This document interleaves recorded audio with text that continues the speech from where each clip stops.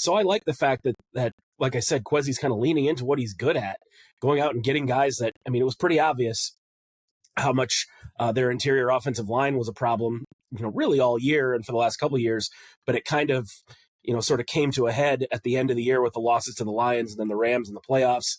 Having interior defensive linemen, I mean, that's something you can never have enough of. I really love those additions.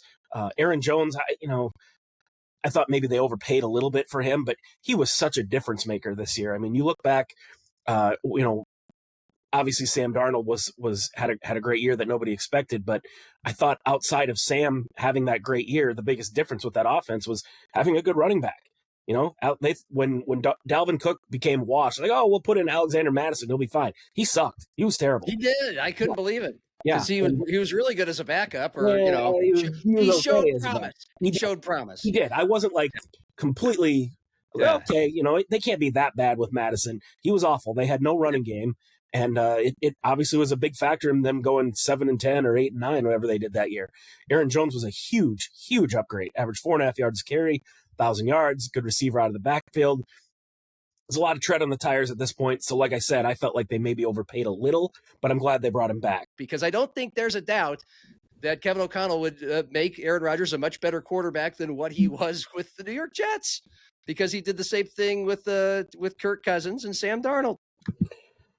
Well, I don't know about that. Does anyone even coach Aaron Rodgers anymore? I mean, does he listen to anybody? Does he, he calls the plays or he runs the plays that you call for him, but I don't know how much influence Kevin O'Connell would have on him at this point in his career. Having said that, I've gone back and forth on that a little bit. I agree with you. I think he's going to end up with the Steelers, but if that falls through, who knows? I almost kind of think that if you're Aaron Rodgers, who we all sort of think we know because he's this weird guy who's on the Pat McAfee show all the time, but it seems like he'd be the kind of guy who would relish something like this, to potentially stick it to the Packers. It's a great situation. Offensive line that's going to protect him, a running back he's familiar with, the best receiver in the NFL, a young offensive-minded coach, pretty good defense. I don't know that Aaron Rodgers has maybe as much animosity towards Green Bay as Favre did when he went through this, but I would think he would love it. Do the Vikings want that potential headache? Because you hear that, he was this diva that, came to practice whenever he felt like it and was kind of aloof or whatever. And, how much of that is true, I don't know. If you subtract the weirdness that surrounds Aaron Rodgers and then you take away the age thing, if you just looked at all the free agent quarterbacks that are available in a vacuum, they're all, throw out how old they are, throw out what you know about them off the field, Rodgers is number one by a mile. I mean, I don't even think it's close. He's not the same player he was, in his early 30s in his prime with Green Bay, but he's still pretty good. I would like his chances of being really good with the Vikings. That said, I'm kind of ready to just start the J.J. McCarthy era. I'm pretty sure Cluff is going to go. Do we know where he's going to go or anything like that? Or I mean, he hasn't. I'm a little surprised he hasn't announced that he's in the portal yet because, Jakari White, Trayson Eaglestaff, Chase Forte, they have all formally announced it. Yeah. Maybe Oscar's already filed the paperwork, and you don't have to go on Twitter and announce that you're in the transfer portal.